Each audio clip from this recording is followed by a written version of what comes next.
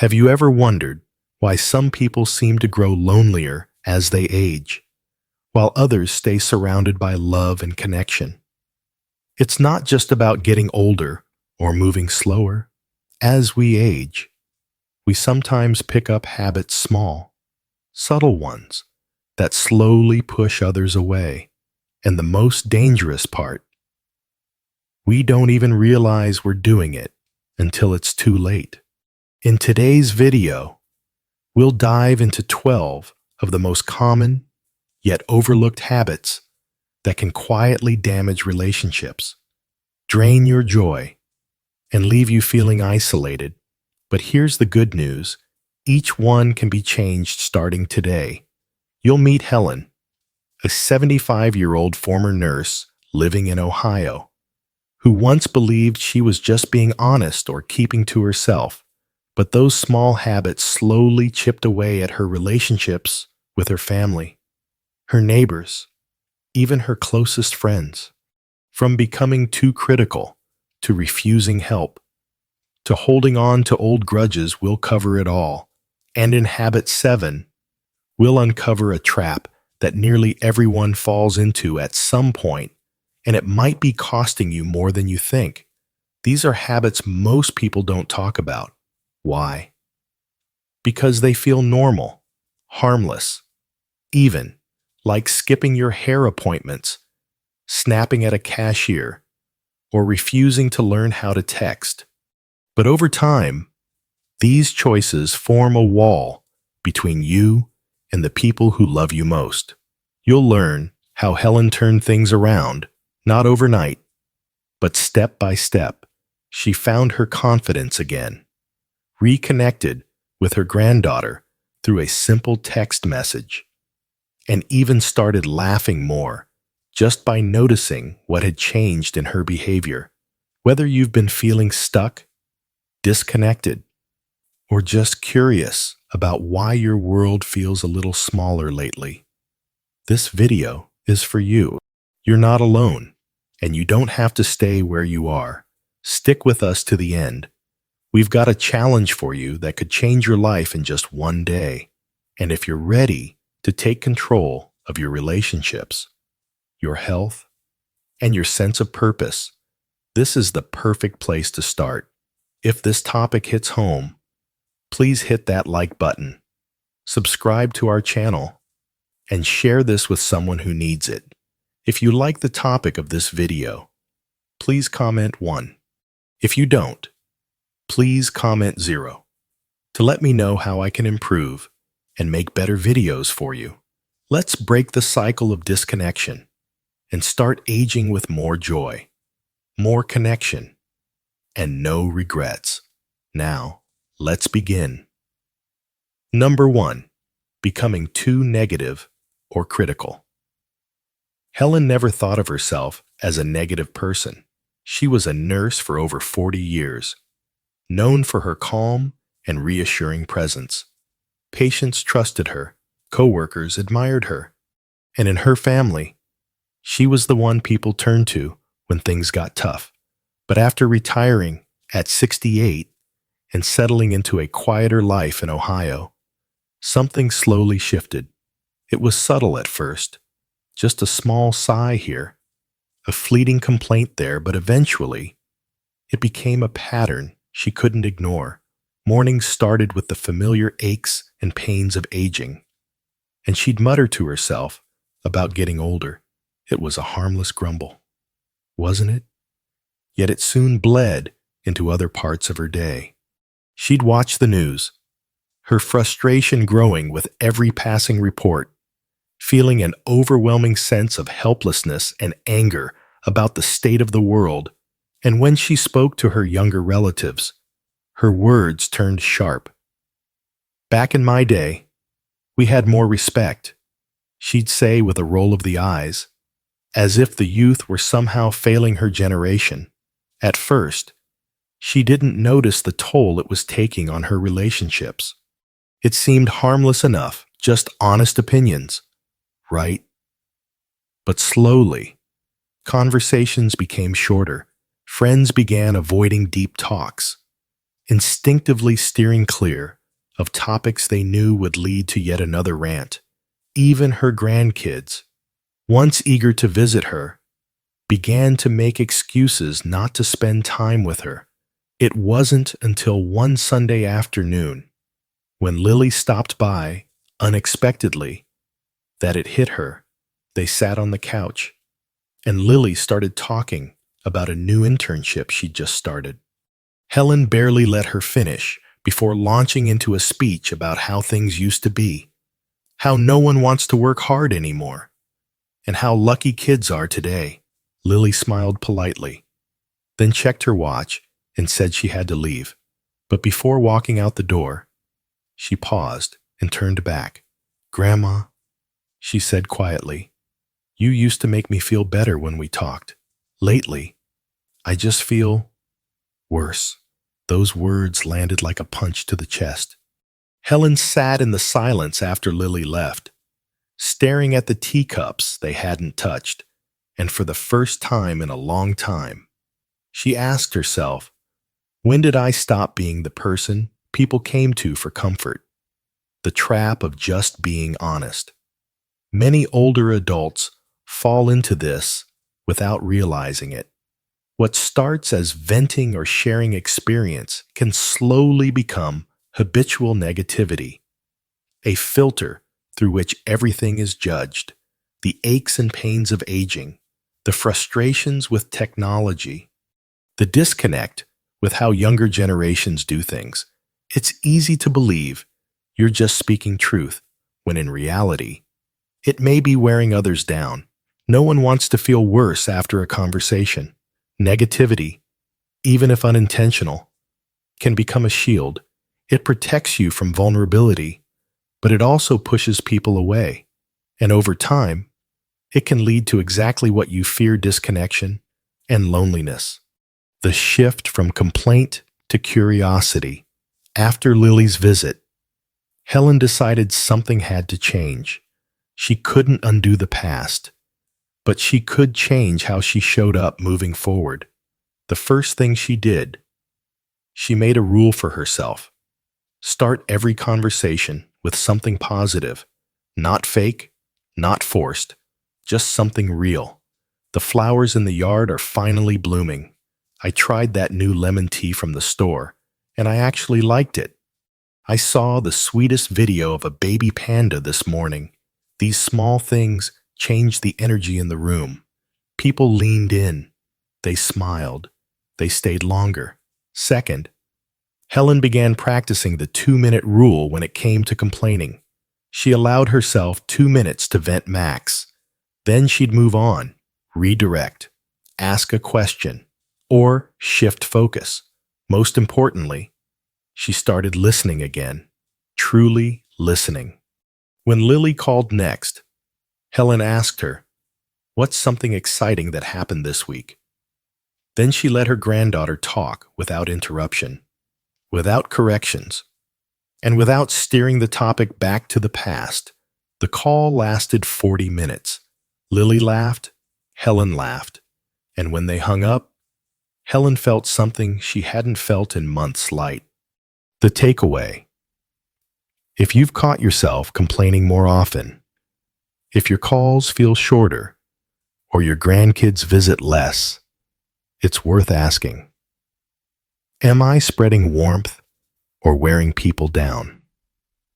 You don't have to silence yourself or hide your struggles, but balance matters. Lead with light. Be the person others feel better after talking to, not worse.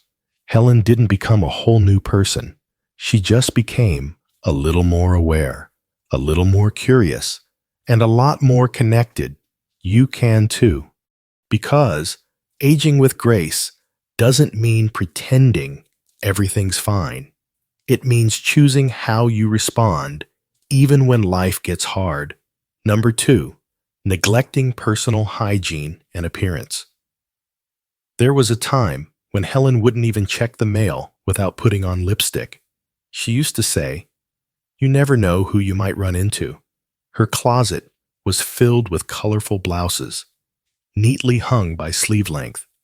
Her hair was always styled, her nails trimmed, and her favorite perfume, rosewater with a hint of vanilla, lingered in every room she entered. But things started to change a few years after she retired. At first, it was subtle. She skipped a hair appointment because it rained that day. Then she forgot to reorder her favorite moisturizer. Eventually, she stopped bothering with makeup altogether. Her morning routine, once a cherished ritual of self-care, turned into pulling on the same loose sweater and sweatpants she'd slept in. "It's just me here," she'd tell herself. "Why get dressed up to sit at the kitchen table?" What Helen didn't notice right away was how differently she began to feel, not just about her appearance, but about herself.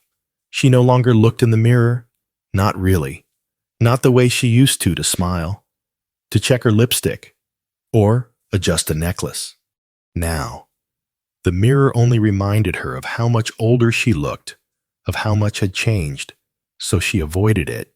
One Saturday, her old friend Doris invited her out to lunch.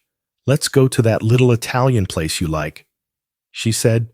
"It's been ages." Helen hesitated. She hadn't worn anything but house clothes in weeks. Her hair was flat and gray at the roots. Her eyebrows were overgrown. "I don't have anything to wear," she mumbled. Even though her closet was full, Doris paused. "Helen," she said gently, "I miss seeing the old you." That line stayed with her long after she hung up. The old me, Helen thought. Where did she go? She walked into her bedroom and opened the closet. She touched the sleeve of a bright turquoise blouse she used to wear on special Sundays. It still smelled faintly of her perfume. She sat on the edge of the bed and felt something stir. Not shame, not sadness, something else longing, not just to look better, but to feel like herself again. Why it matters more than we think. Neglecting personal hygiene and appearance happens slowly. It's not about laziness, it's about giving up in small ways. Convincing yourself that it no longer matters, but it does. How we care for our body is how we care for our soul. And when we stop caring for our appearance, what we're often saying is, "I don't matter anymore." But that's never true. Looking presentable isn't about vanity, it's about dignity. About showing up, even if the only person you're showing up for is yourself. And it deeply affects how others respond to us. 2. People pick up on how we carry ourselves, and when we stop presenting ourselves with confidence and care, they instinctively pull back. Helen realized that the less she took care of her appearance, the less she wanted to be seen, and the fewer people reached out. The shift getting back to you. The next morning, Helen made a quiet decision. She didn't overhaul her life. She didn't spend hours on her hair or go on a shopping spree. She just started with a shower. She picked out a blouse she used to love. She brushed her hair, added a little blush, and most importantly, put on her rosewater perfume. Then she looked in the mirror, really looked. And there she was, the woman who raised 2 kids, who held the hands of patients during their final breath, who danced at weddings and laughed with friends over brunch. She hadn't disappeared. She'd just stopped showing up for herself. That afternoon, Helen called Doris back. That Italian place still sounded good. She got compliments at lunch. Doris smiled and said, "Now that's the Helen I know." But more importantly, Helen felt something she hadn't felt in months. Seen. The takeaway. You don't have to wear makeup. You don't have to dress like you're going to a party. But you owe it to yourself to feel good in your own skin. Even simple things like brushing your hair, changing out of sleepwear, or wearing a piece of jewelry you love can reconnect you to the part of yourself that still wants to shine, because that part is still there, waiting. So the next time you tell yourself, "Why bother?" remember Helen, and remember this: you are worth the effort, even if it's just for you, especially if it's just for you. Number 3. Being stubborn and resisting change. Helen always took pride in knowing exactly how she liked things. She used the same brand of coffee for 30 years. She folded her towels the same way she did when she was a young mother. Her books were alphabetized, her calendar handwritten, and her voicemail was still the one her son Rob recorded for her 10 years ago because she liked his voice better back then. Routines brought her comfort. Familiarity gave her a sense of control. But as time went on, the world around her didn't stop moving. It sped up. She first noticed the gap with her grandkids. They used to call, now they texted. At first, Helen didn't think much of it. If they want to talk, they can call. She said, I'm not going to squint at some tiny screen trying to read shorthand messages, but the calls came less often. Birthday wishes from her grandson, Jason, now arrived in a group chat she wasn't part of. Photos of her great-granddaughter's first steps were shared through something called Google Photos, which she didn't understand and refused to learn. She wasn't angry, just left out. And the more she refused, the more distant everything felt. One Saturday, Rob visited with his wife and grandkids. Everyone gathered around the kitchen island, laughing at something on Lily's phone. Helen smiled politely, but she didn't get the joke because she couldn't see it. When she asked what was so funny, someone said, "Oh, it's a meme, Grandma," and moved on. It stung more than she expected. That evening, Helen sat alone in her chair, scrolling through the TV guide she still received by mail, and for the first time, she wondered, was I shutting out the world just to keep things the way they were? The comfort and cost of stubbornness. Being set in your ways isn't always a bad thing. It can mean you know what works, what you like, and what you stand for. But when it becomes a wall that keeps out anything new, it can become a prison. Helen's refusal to adapt wasn't about pride. It was fear, disguised as certainty. Fear that learning something new would be too hard, that trying and failing would make her feel foolish. That change meant letting go of a world she once knew and a version of herself she didn't want to lose. But resisting change didn't protect her. It only kept her further away from the people she loved. The shift. Saying I'll try instead of I don't need that. A few days after that visit, Helen got a card in the mail. It was from Lily. Inside was a photo of the family from the kitchen that day. On the back, Lily had written, "Grandma, we miss you. I wish you could see the videos I send Dad. They're silly, but fun. If you ever want me to show you how to text, I'd love to." Helen held the photo for a long time. Then she picked up the phone and called Lily. "Sweetheart," she said, "if you're patient with me, I think I'd like to learn." The next weekend, Lily came over with her phone and a lot of patience. It wasn't easy. Helen struggled with the keyboard. She kept hitting the wrong buttons, but Lily never once made her feel silly.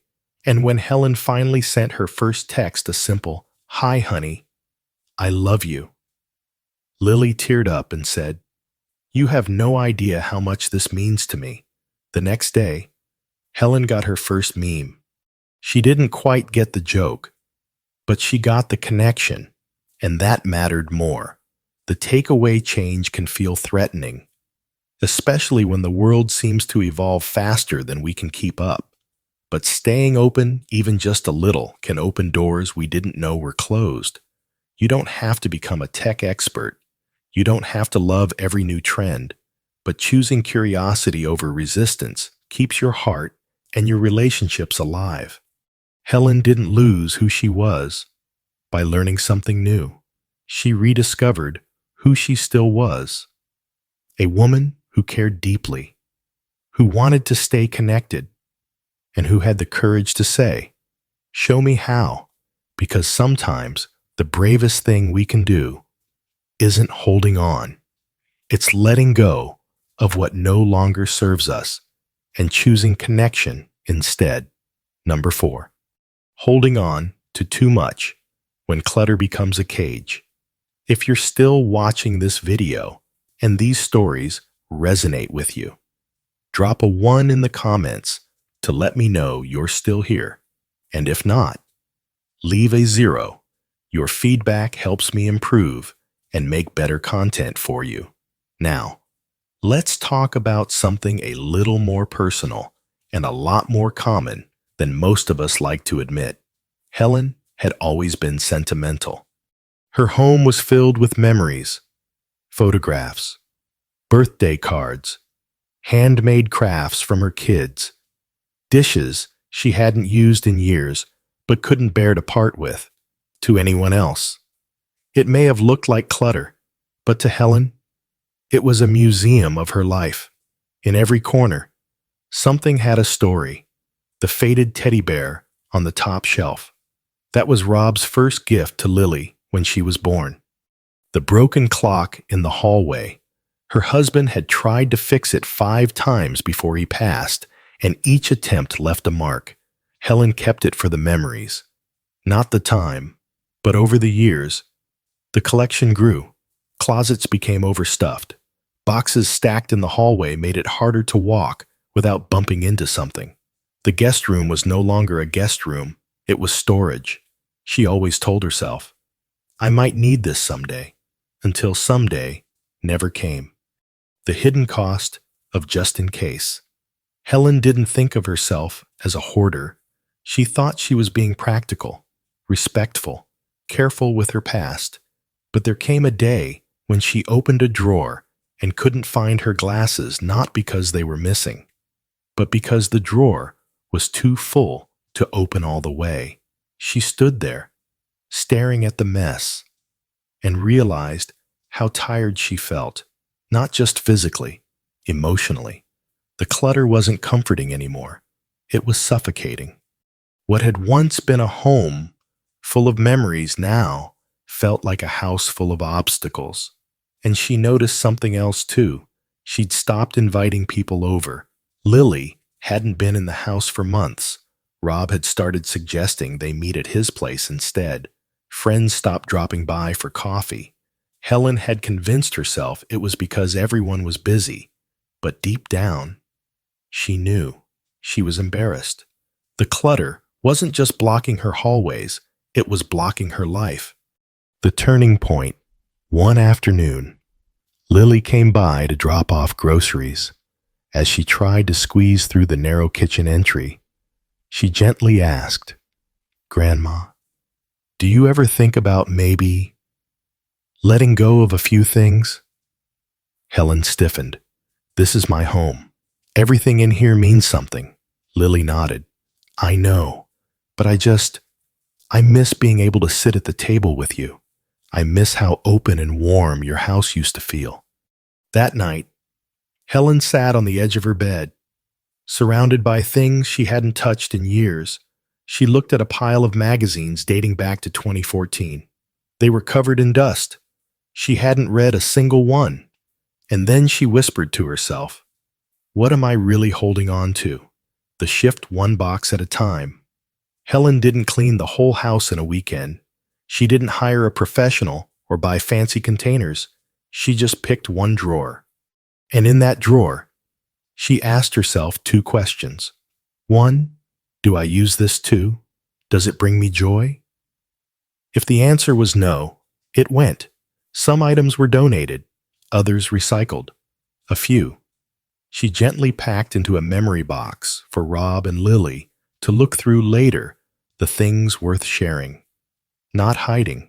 Each week, she chose one small area, a shelf, a cabinet, a box in the closet. It wasn't easy. There were tears. Some things brought back sharp memories. Others brought smiles. But with every cleared space, Helen felt lighter. She could walk through her hallway without brushing up against boxes. Her kitchen table was clear again and ready for company. And more importantly, her mind felt clearer too. The takeaway: clutter isn't just stuff, it's emotion, it's memory, it's fear of letting go. But the truth is, when we hold on to everything, we hold ourselves back. Helen didn't lose her memories when she cleared her home. She made room for new ones. Now, when Lily visits, they sit at the table, they laugh, they eat, they remember, but they also live. If your home is starting to feel like a storage unit instead of a sanctuary, take a breath. Start small. One drawer, one shelf, one choice. Because every item you let go of is space for something better: freedom, peace, and connection. So, do you recognize this in yourself or someone you love? Comment 1 if this feels true for you, or 0 if it doesn't. I read every response, and your honesty matters. Number 5, losing patience with others. Helen always considered herself a kind and patient woman. Years as a nurse had taught her how to hold someone's hand through pain, how to wait without rushing, how to speak gently even when things got hard. She thought patience was one of her strengths. But lately, that patience had worn thin. It showed up in small moments: a tight jaw, a sigh she didn't even realize she was making, a sharp tone at the grocery store, a roll of the eyes when the young man at the pharmacy couldn't answer her question right away. One Tuesday morning, Helen stood in line at the post office, holding a package for her niece. The line was slow, and the man behind the counter, a teenager, maybe was fumbling with the scanner. Helen tapped her foot, then louder. Her fingers drummed against the box in her arms. She leaned forward. "Can we maybe pick up the pace a little?" she said, louder than she intended. The boy looked startled. His hands trembled slightly. I'm still learning," he mumbled. Helen didn't respond. She just sighed, hard. As she left, the woman behind her in line said gently, "We've all had a first day, haven't we?" That sentence followed Helen home like a shadow, the slow burn of frustration. When did she start snapping so easily? She didn't used to be like this. But over time, the world had begun to feel faster, noisier, more chaotic. Technology changed every year. Drivers seemed more reckless. People seemed distracted. She missed the days when folks held the door and made eye contact. It wasn't just impatience, it was grief. For a world she felt slipping away. For a sense of control she no longer had. But the problem wasn't the world. It was how Helen was showing up in it. She had started expecting things and people to disappoint her. And when you go through life, bracing for frustration, you're sure to find it. The cost of being short with others. After the post office incident, Helen noticed something she hadn't seen before. Her friend Carol, who used to call every Friday morning, had stopped calling as often. Her neighbor, a sweet girl named Naomi, who once brought over cookies, now just waved from her porch. Even Lily, her granddaughter, seemed a little more hesitant when they talked. She paused more before sharing things, as if gauging Helen's mood. That realization hit hard. She wasn't just losing patience, she was losing connection. The shift: choosing grace over reaction. One night, Helen made tea and sat down with a notebook. She wrote one question across the top of the page: "Who have I been unkind to, even in small ways?" It was harder than she thought, but slowly, names came: a cashier, a delivery driver, a neighbor, even Lily. She didn't need to call each one and apologize, But she did need to show up differently next time. The next day, Helen returned to the post office not to send a package, but to say thank you. The same boy was there. She stepped up to the counter and said, "I know I was impatient last time. That wasn't fair to you. I hope your training's going better." His eyes lit up. He smiled. "It is. Thank you," he said. "I'm getting faster." That smile stayed with Helen all day. The power of the pause. From that day forward, Helen began to practice one small habit pause before reacting. When someone was slow, when a mistake happened, when things felt frustrating, she'd take one breath, one moment, and in that space, she'd ask, "Is this really worth getting upset over?" Most of the time, it wasn't. She also started offering words of encouragement instead of criticism. "Take your time. You're doing great. We've all been there." Not only did it help others feel seen, it helped her feel calmer, more connected. Patience, she realized, wasn't just about waiting. It was about how you wait. The takeaway: as we age, it's easy to get frustrated with the pace of the world, with technology, with people who don't meet our expectations. But every snap, every sigh, every harsh word chips away at the connections that matter most. Helen didn't become patient again overnight, but by choosing grace, by pausing, by noticing the humanity in others, she reconnected with the part of herself that had always been kind. You don't have to be perfect. You just have to be present and a little more gentle, because the truth is, the world isn't getting slower, but your heart can. Number 6, talking too much. Not listening enough. Helen had always been known as the storyteller in her family. She could hold a room's attention like no one else. Her stories were vivid, full of detail, warmth, and just the right touch of drama. People used to gather around her at birthdays, cookouts, and even after church, just to hear her latest tale.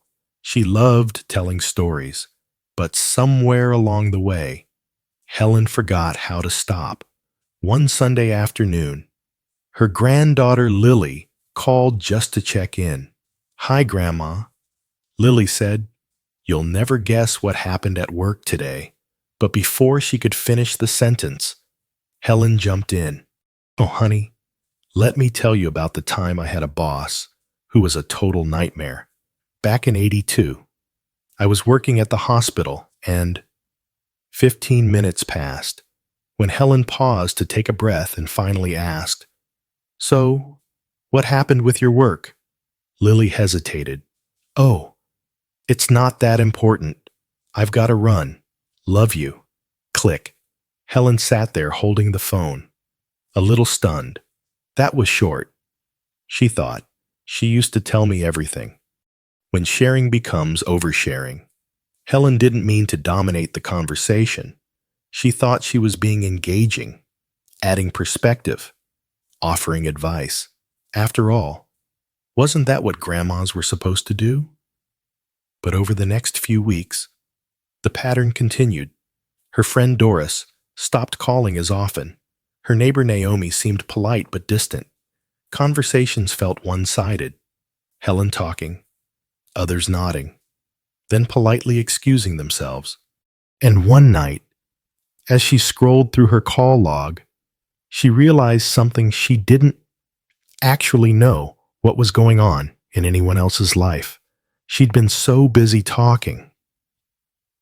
She'd stopped listening. The moment of realization. The turning point came during a video call with Rob and Lily. Helen had barely greeted them before launching into a story about a rude clerk at the supermarket. Rob smiled and said, "You've still got that fire in you." "Mom," Lily was quieter. At the end of the call, Helen asked if everything was okay.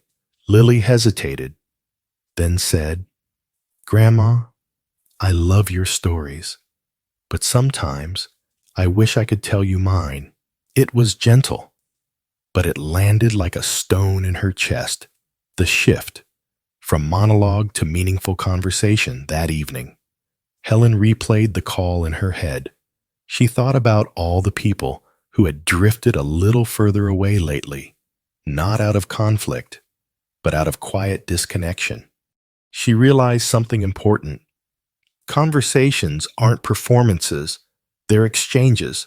And if only one person is being heard, it's not a conversation, it's a speech. The next time Lily called, Helen answered with a different approach. "How are you?" "Sweetheart," she asked. "What's new in your world?" Then she muted the part of her brain that wanted to jump in. She just listened. Lily talked about a friend going through a tough time, her thoughts about switching jobs, and a silly thing her dog had done that week. Helen laughed. She asked follow-up questions, and only when Lily finished did she share a short story of her own this time, not to take over, but to connect.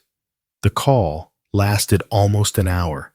When they hung up, Helen felt something she hadn't felt in a while close. The listening habit. Helen started practicing this with everyone. She gave herself a little rule. If she'd been talking for more than 2 minutes, she'd pause and ask a question, not a surface level. "How are you?" But a real question. "What's been on your mind lately? What's something that made you laugh this week?" She kept a small notebook by the phone to jot down things people told her so she could ask about them next time. The results were remarkable. Her friend Doris invited her to coffee again. Her neighbor Naomi dropped off cookies and stayed to chat. Lily called more often and stayed longer. By saying less, Helen was hearing more, and with every story she didn't tell, she gained something deeper connection. The takeaway: we all have stories to share, wisdom to pass down, but sometimes the best way to show we care isn't by speaking, it's by listening. When you give someone space to speak, without interrupting, without steering the topic back to yourself, you're giving them a gift. You're saying, "You matter. I see you." Helen didn't stop being a storyteller. She just became a better audience. And in doing so, she rediscovered something even better than being heard: the joy of truly knowing the people she loved. So, next time you pick up the phone or sit down for a chat, ask yourself, am I here to speak or to connect? Number 7, isolating yourself and refusing to ask for help. If you're still here with me, I'd love for you to comment one below just to let me know you're still watching and reflecting with me. And if this part doesn't speak to you, go ahead and leave a 0. I appreciate your honesty, and it helps me make these videos better for you. Now let me ask you something important. When was the last time you asked someone for help without apologizing for it or feeling like a burden? Helen couldn't remember. She'd always been fiercely independent, raised 2 kids mostly on her own, worked long shifts as a nurse without ever missing a beat. She was the one others leaned on, the strong one, the reliable one. But in her mid-70s, things were changing. Grocery bags felt heavier. Bending down to tie her shoes took more effort. Even simple things like reaching the top shelf in her pantry made her hesitate.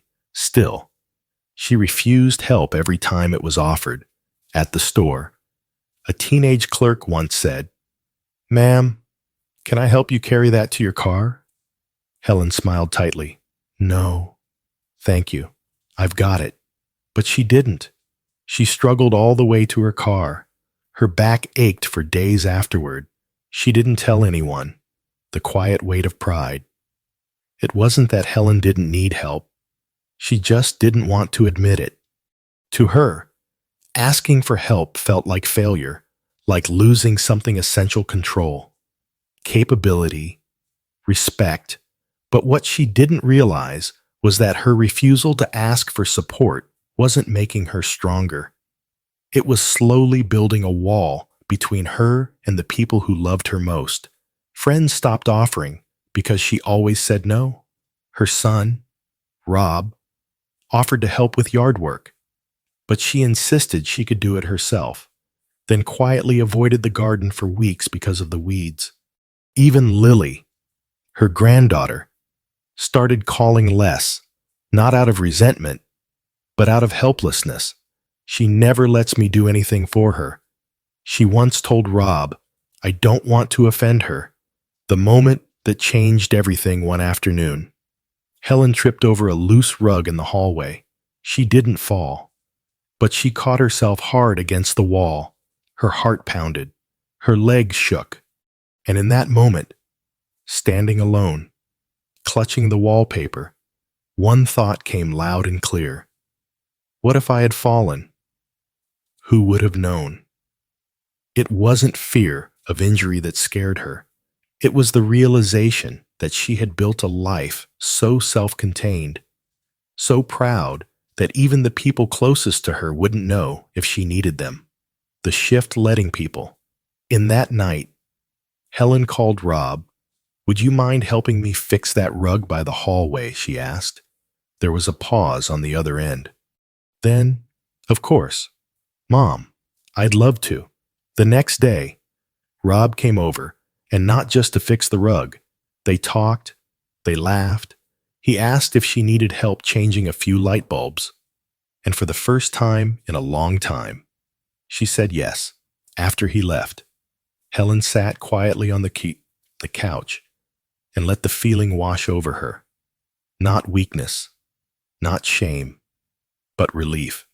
Why? Asking for help is a gift, not a burden. When you let others help you, you're not just making your own life easier, you're giving them a gift. 2, you're saying, "I trust you. I value your presence. I welcome your care." People want to be there for you, but if you keep shutting them out, eventually, they stop trying. Helen began changing her language. Instead of saying, "I'm fine," she started saying, "I'd appreciate that." Instead of brushing off offers, she'd smile and say, "Thank you. That would help a lot." And something beautiful happened. She felt closer to people again.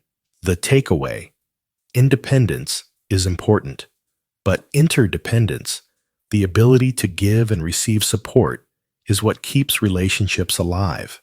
So, here's your challenge. This week, ask for help with one small thing.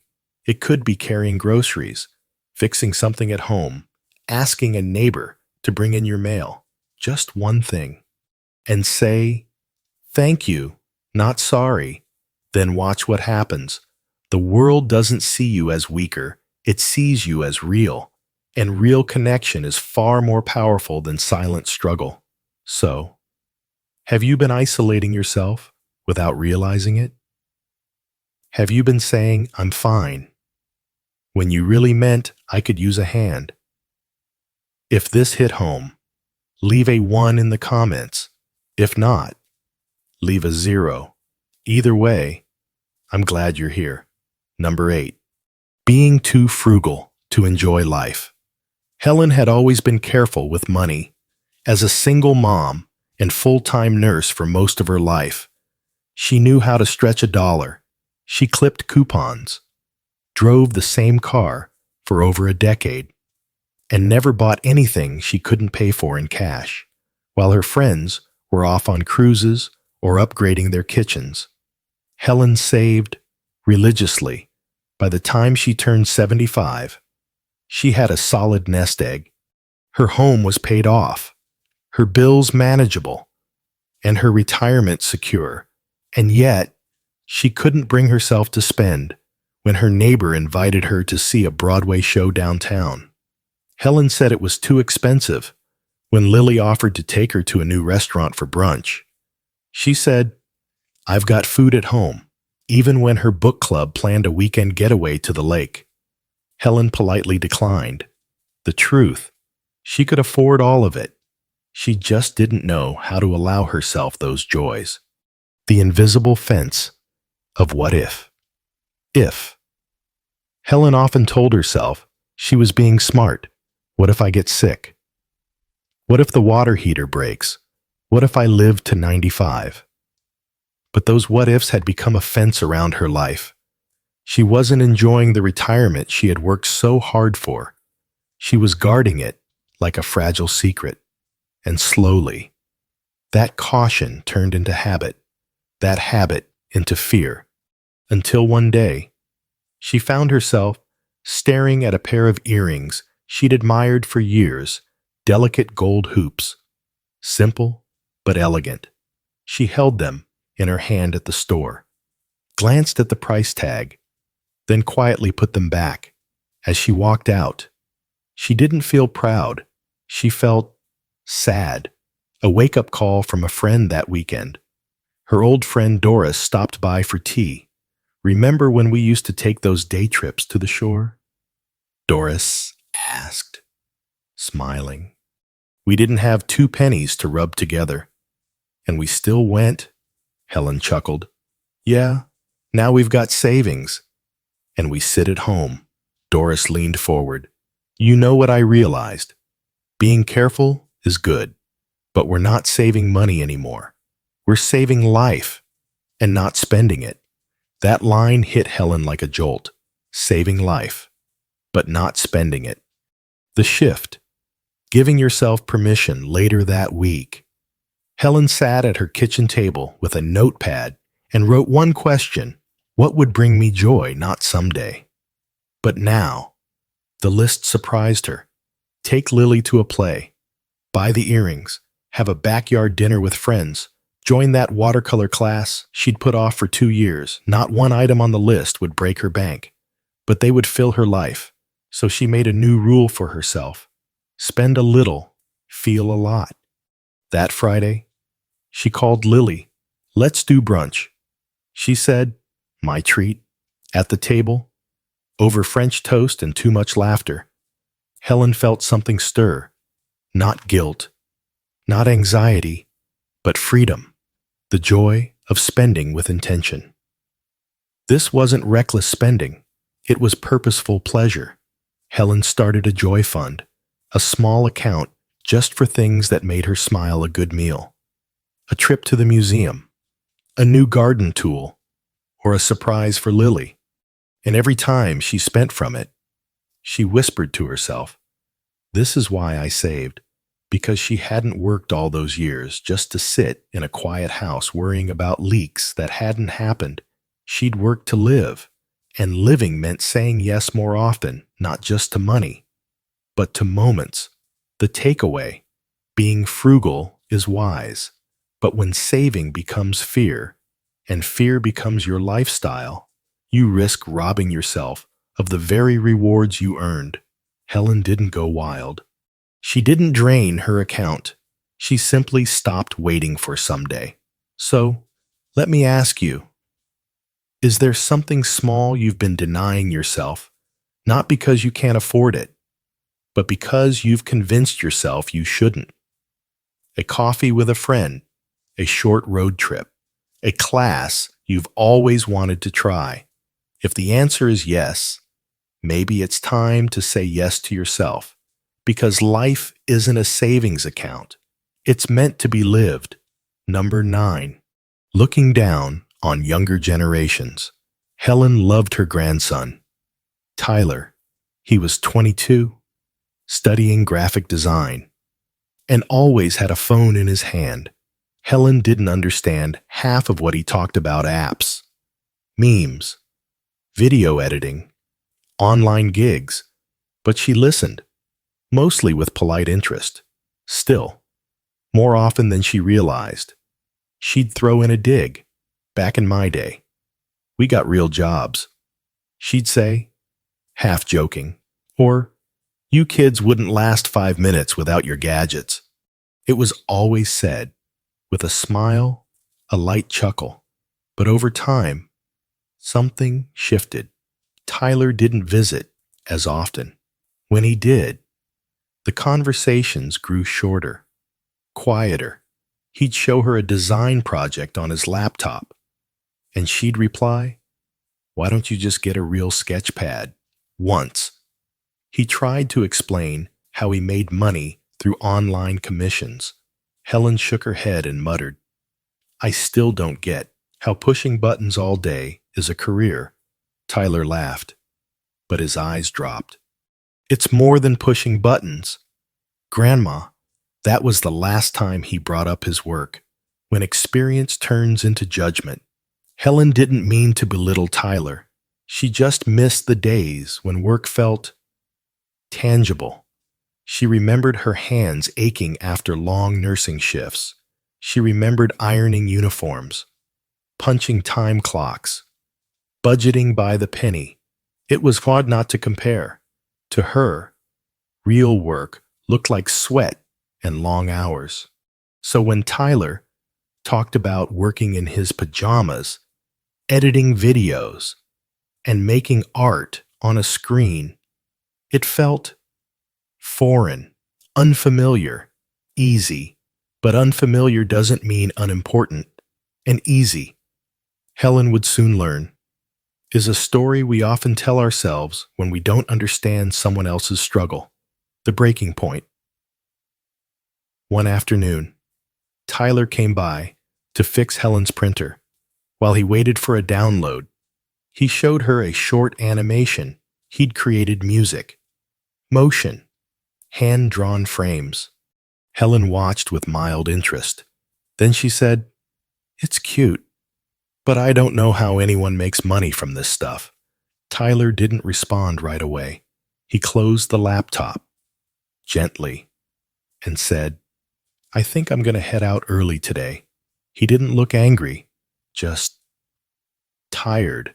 After he left, Helen sat alone in the silence and replayed the moment.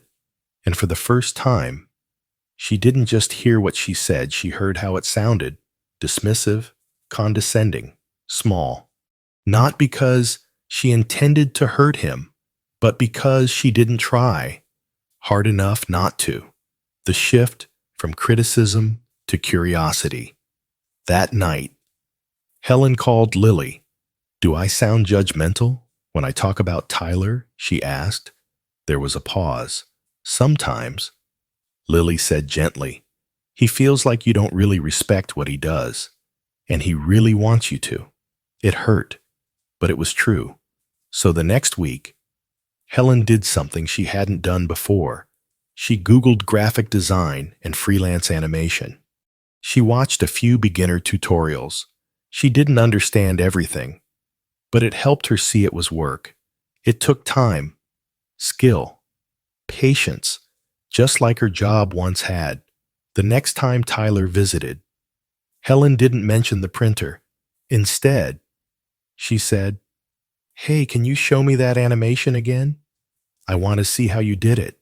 Tyler blinked. "Seriously? Seriously?" She smiled. "I'm trying to understand your world a little better." He opened his laptop, and for the next hour, he walked her through the layers of his work. The drawing, the syncing, the music timing. Helen didn't just nod. She asked questions, real ones. At the end, she said, "That took a lot more work than I realized. You've got real talent." Tyler, his face lit up. "You think so? I know so," she replied. The takeaway: every generation has its own way of living, working, connecting. And while it's tempting to compare, to cling to the good old days, doing so often pushes others away. What younger people want isn't your approval, it's your respect, your effort to understand, your willingness to meet them where they are. Helen didn't become an expert in animation, but she became an expert in something more important: connection through curiosity. She realized that honoring the younger generation didn't mean giving up her values. It meant recognizing theirs. So next time You're tempted to say, back in my day, pause, ask a question instead, because when you choose curiosity over criticism, you're not just learning something new. You're keeping someone close. Number 10, holding on to grudges and regrets. If you're still with me on this journey, go ahead and comment 1 below. That tells me these lessons are landing with you. If this one doesn't resonate, feel free to comment. Shro. Either way, I'm grateful you're here. Now let's talk about something we all carry whether we want to or not, the weight of past pain. Helen never thought of herself as bitter, but if you listened closely, the signs were there. She often brought up her sister, Mary Ann. With a tight smile and a sharp tone, she always had to be the favorite. Helen would mutter, even at Mom's funeral. It was all about her. That was over 15 years ago. Then there was Jack, the neighbor, who borrowed Helen's hedge clippers in 2011 and never returned them. She hadn't spoken to him since, "Oh, I'm fine without that kind of energy in my life," she'd say. But behind the words was something heavier, something unresolved, and perhaps the deepest wound of all, her late husband's decision to take a job across the country when the kids were young, leaving her to manage everything at home for 2 years.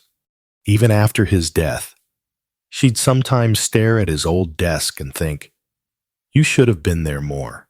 These memories lived rent-free in her mind, not in the open, but tucked just below the surface, coloring her thoughts, her mood, her relationships, the quiet toll of unhealed wounds. At first, it didn't seem like these old grudges or regrets were doing any harm. Helen still got up each day, went about her business, kept in touch with friends. But over time, she noticed how often she felt tired, not physically, but emotionally drained. Little things would set her off: a missed phone call, a late birthday card, a neighbor forgetting to wave. It wasn't about those small moments. It was about what had built up over the years, the disappointments she never processed, the forgiveness she never gave, the peace she never claimed. And it all boiled down to one truth: she was stuck in the past.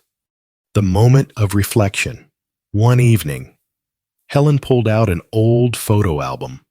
There was a picture of her and Mary Ann as kids, laughing in the snow, cheeks red, arms wrapped around each other. She stared at that photo for a long time. When did that sisterly bond turn into cold silence? When did remembering become resenting? She realized something she'd been avoiding.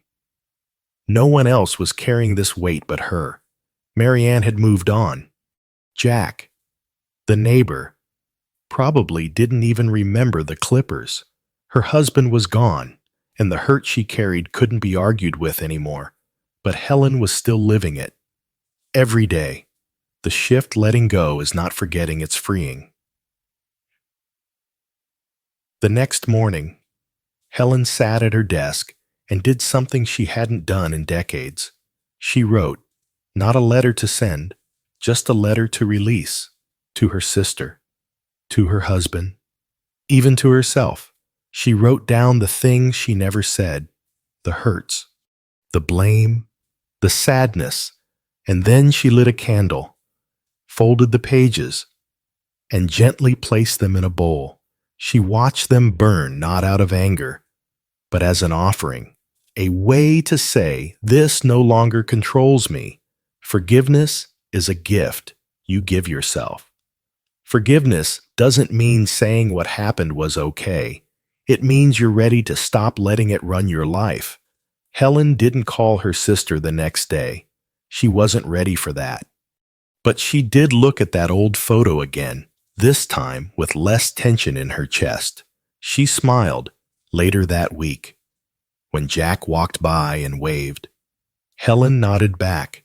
And when Lily asked her about Grandpa and those early hard years, Helen said, "It was tough, But we got through it. There was no bitterness in her voice, just truth and a little peace. The takeaway: grudges are heavy, regrets even heavier. You don't have to pretend the past didn't hurt, but you do have the choice to stop carrying it. Letting go isn't weakness, it's strength, it's freedom. So, here's your challenge. Take 10 minutes today. Write down something or someone you've been holding on to. Don't edit, don't justify, just let it out. Then rip it up, burn it, toss it in the trash, whatever feels like release, because the past can teach us, but it shouldn't trap us. If you've ever carried pain that felt impossible to shake, you're not alone. But you can put it down. Comment 1 if you felt this weight. Comment 0 if you haven't. And keep showing others what healing looks like. Number 11. Ignoring health warnings. Helen had always been tough. She was the kind of woman who pushed through the pain, downplayed symptoms, and didn't like making a fuss. In her 40 years as a nurse, she had seen patients come in only when it was too late and silently told herself she would never be one of them. But as she got older, her mindset didn't keep up with her body. It started with fatigue, not the usual kind. This was deeper. She felt it in her bones. Then came the dizziness when she stood up too fast, the occasional flutter in her chest, shortness of breath when climbing stairs. And yet, every time something felt off, Helen brushed it aside. I'm just tired. It's normal at my age. I'll rest tomorrow. Weeks passed, then months. One morning, Helen stood up from her chair, and everything went black for a second. She had to grab the edge of the table to steady herself. She sat down, heart pounding, but when it passed, she did what she always did. She moved on.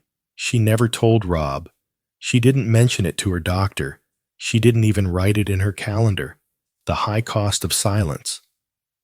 She told herself she was being strong, but in truth, Helen was scared. Scared that if she said something, it might be real. That one test would lead to another. That she'd lose control of her life. And deep down, she feared being seen as frail. So she kept quiet. Until one Tuesday afternoon, while reaching for a bowl on the top shelf, she lost her balance and fell hard onto the kitchen floor. She wasn't seriously injured, just badly bruised. But as she sat on the tile, breath knocked out of her, pain radiating through her side. One terrifying thought crossed her mind. What if I hadn't been this lucky? The turning point. Rob rushed over as soon as she called. At the hospital. After x-rays confirmed nothing was broken, a young doctor came in and sat beside her. You're lucky, Helen, he said, but this could have gone very differently. Do you mind if I ask, have you noticed any dizziness or balance issues before this? She hesitated. Then, for the first time, she told the truth. The fatigue, the shortness of breath, the lightheadedness. The doctor listened carefully, then said something that stuck with her. Your body whispers before it screams.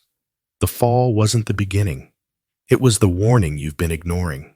Helen felt a wave of guilt, not just for herself, but for Rob, for Lily. She had told herself she didn't want to be a burden.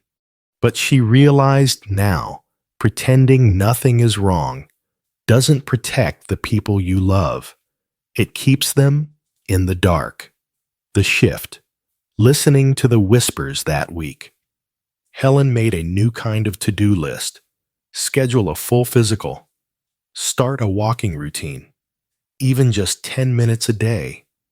Cut down on salt. Finally, drink more water. Talk to her doctor. Honestly, no more brushing things off. She wrote it down and taped it to her fridge. not just for herself, but for accountability. Rob noticed. "What's this?" he asked. "My new habit," she said with a smile, "listening to my body before it yells at me again." They both laughed, but it was real. Helen wasn't giving up her independence. She was protecting it. Why early attention saves more than time. Here's the hard truth. Many seniors ignore symptoms until they're forced to deal with them. We convince ourselves that pain is just age, or that forgetfulness is just being tired. But the difference between catching something early and waiting too long can be everything: your energy, your freedom, even your life. Helen's fall was a blessing in disguise. It reminded her that health isn't a nuisance to manage, it's the foundation of everything else. When she started taking her symptoms seriously, her energy came back, her confidence improved, and perhaps most importantly, her relationships deepened because she wasn't pretending anymore. The takeaway: if something feels off in your body, it's not weakness to say so, it's wisdom. Ignoring the signs doesn't make them go away, it just gives them more time to grow. Helen didn't become a hypochondriac. She became aware, and awareness is power. So, here's a simple challenge for you. Is there something you've been ignoring? A symptom you've downplayed? A checkup you've delayed? Pick one thing. Call your doctor. Write it down. Take action. Because your health doesn't just matter to you, it matters to everyone who loves you, and they'd much rather help you now than wish they had the chance later. Number 12. Forgetting joy. Not laughing anymore. Helen used to laugh all the time, not polite little chuckles, but real, belly-shaking laughter, the kind that left tears in your eyes and a smile that lingered for hours. She laughed with her coworkers on night shifts, with her kids around the dinner table, and with her husband over corny jokes no one else found funny. But lately, laughter had gone missing. It wasn't a conscious decision. Life had just gotten quieter. The days were routine: mornings with tea, news on the TV, folding laundry, scrolling through headlines that made her feel more anxious than informed. Even when Lily came over, their conversations were more updates than joy. How's school? How's your knee? Did you remember your meds? Helen couldn't remember the last time she laughed so hard her cheeks hurt, and one evening, as she sat watching a sitcom she used to love, she realized she wasn't even smiling anymore. The slow fade of joy. The loss of laughter doesn't happen in one moment. It slips away slowly, buried under errands, aches, silence, and a little bit of loneliness. Helen wasn't unhappy. She wasn't depressed, but she had stopped feeling light. And joy, she realized, had been replaced by obligation. She did what needed to be done, but nothing that lifted her. No music in the kitchen, no funny movies, no silly conversations with old friends, no dancing, no games, no surprises. It was all flat until one Saturday night. That changed. The invitation that sparked something. Her friend Doris called with an invitation: movie night at my place. Just the girls, popcorn, pajamas, nothing serious. You and Helen almost declined. "It's late," she said. "I'd have to put on real pants." But something in Doris's voice and something in herself said, "Go." So she did. That night, 6 women sat on floor cushions and recliners, watching a ridiculous comedy with over-the-top jokes and no real plot. Halfway through, someone snorted soda through their nose, and Helen, without planning, without thinking, laughed. She laughed so hard she had to wipe her eyes. Her stomach hurt. Her voice cracked, and in that moment, she felt alive. When the movie ended, and they sat around eating brownies from the pan, Helen said quietly, "I didn't realize how much I missed this, why laughter isn't a luxury." Many people think joy is optional, something that happens when everything else is taken care of. But the truth is, joy is a form of nourishment, just like water or sleep. Laughter keeps us balanced. It reduces stress, boosts immunity, improves circulation. Laughter has even been linked to better memory and longer life expectancy. And more importantly, it connects us. When we laugh with others, walls drop, judgment fades. We feel close, safe, human. Helen had spent years making sure everyone was okay, but she'd forgotten to feed her own soul. The shift choosing joy, on purpose. After that night, Helen made a quiet vow, one moment of joy, every single day, not by accident, by choice. Sometimes it was a funny video Lily sent her. Sometimes it was watching birds in the yard, or dancing in the kitchen to old Motown hits. She joined a seniors improv class just to try it, and she reconnected with an old pen pal who still wrote in all caps. And little by little, joy returned, not just laughter, but lightness. Her conversations became warmer, her movements looser, her heart more open. She even started making bad jokes again, just to see Lily roll her eyes. The takeaway: joy isn't childish, it's essential. And laughter isn't what happens after you take care of yourself. It's part of how you take care of yourself. So, if it's been a while since you've laughed, really laughed, let this be your reminder. You're allowed to have fun. You're allowed to be silly. You're allowed to feel delight. Make space for joy. Don't wait for it to surprise you, because happiness isn't something you find, it's something you choose. Again and again. So today, here's your task. Do one thing that makes you smile. Even better, do one thing that makes you laugh. Out loud. You haven't lost your joy. It's just waiting for you to remember it. Conclusion: the Reconnection Challenge. Helen sat on her front porch one quiet evening, the kind of soft summer twilight that made everything feel slower, warmer, more real. She held a glass of iced tea in one hand and an old photo in the other, a picture of her with her two children, taken in a park decades ago. They were laughing, squinting in the sun, her arm wrapped tight around Rob's little shoulders.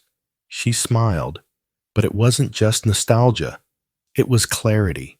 Over the past few months, Helen had changed, not in some grand, dramatic way, but in small, quiet shifts, the kind that made life feel like it was expanding again instead of shrinking. She had let go of grudges that weighed her down. She'd started asking for help, without shame.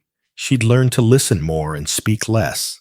And slowly, with intention, she began replacing isolation with connection, judgment with curiosity, fear with joy, and perhaps most importantly, she had started laughing again.